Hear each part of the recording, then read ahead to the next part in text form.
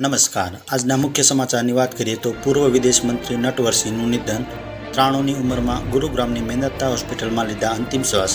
લાંબા સમયથી બીમાર હતા. પૂર્વ વિદેશ મંત્રી કે નટવરસિંહનું શનિવારે રાત્રે લાંબી બીમારી બાદ નિધન થઈ ગયું. તેઓ 93 વર્ષના હતા. તેમણે ગુરુગ્રામની મેદાંતા હોસ્પિટલમાં અંતિમ શ્વાસ લીધો, જ્યાં તેમને છેલ્લા થોડા દિવસો પહેલાં દાખલ કરવામાં આવ્યા હતા. પારિવારિક સૂત્રોના જણાવ્યા પ્રમાણે તેમનો દીકરો હોસ્પિટલમાં છે અને તેમના પરિવારના અનેક અન્ય સભ્યો અંતિમ સંસ્કાર માટે આજે દિલ્હી આવી રહ્યા છે. ત્યારબાદ સમાચાર જોઈએ તો હેલ્મેટ વગર પાછળ બેસનારા કેટલાકના મોત. ગુજરાત હાઈકોર્ટે 7મી ઓગસ્ટે રાજ્ય સરકારને ઉધડો લીધો હતો અને ટુ વ્હીલર ચાલકોની સાથોસાથ તેની પાછળ બેસેલા લોકોને પણ હેલ્મેટ ફરજિયાત કરવાના નિયમોને કડકાઈથી અમલ કરવાનો આદેશ કર્યો છે.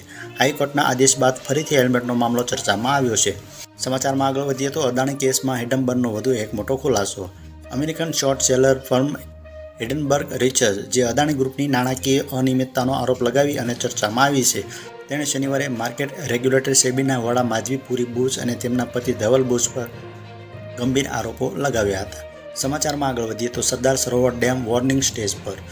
સરદાર સરોવર ડેમના ઉપરવાસમાં આવેલા મધ્યપ્રદેશના ડેમોમાંથી પાણી છોડવાના કારણે નર્મદા ડેમમાં પાણીની આવક 4,22,385 ક્યુસેક થતાં જળ સપાટી 133.26 મીટર પર સ્થિર થઈ છે.